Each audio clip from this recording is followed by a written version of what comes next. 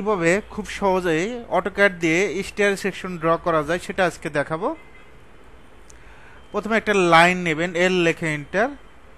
এদিকে ল্যান্ডিং একটা নিতে হবে। ল্যান্ডিংটা আপনি 3 ফিট 6ও নিতে পারেন, 4 ফিটও নিতে পারেন। একটা ধরে কাজ করতে জাস্ট শেখানোর জন্য 4 ফিট।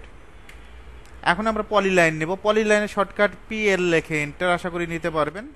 টেড রাইজার, টেড যেটা সমতল আমরা পা রাখি এটাকে টেড বলে। টেডটা হলো 10 ইঞ্চি, রাইজার হলো হাইট, এটা 6 ইঞ্চি। এদিকে 6, এদিকে টেডটা দিয়ে দিবেন 10 ইঞ্চি, 6 10।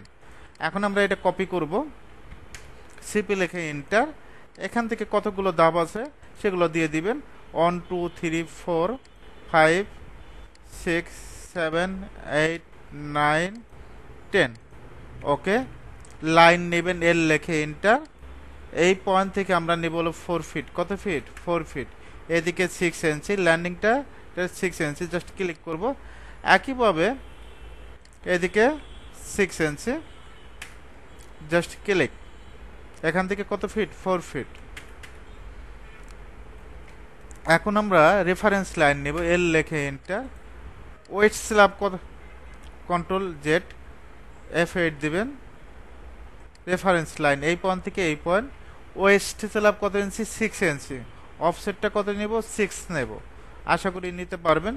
নেওয়ার পর আমাদের যে কাজটা করতে হবে, এই লাইনটা বর্ধিত করে দিব, EX লেখে ডাবল এন্টার, এক্সটেন্ড করে দেব। আর এটা দেখবেন যে এক্সটেন্ড করলে এটা হয় না, দেখেন এক্সটেন্ড হবে না। তো সেটা কি করতে হবে? ফিলেট করে দিতে হবে। F লেখে enter, first point, second point, তারপর ট্রিম করব। এখন আমাদের যে কাজটা করতে হবে, ক্লিয়ার কভার দিতে হবে, রডগুলো বসাইতে হবে, ঠিক আছে? মেইন রড, বাইন্ডার রড এগুলো দেখায় দিতে হবে।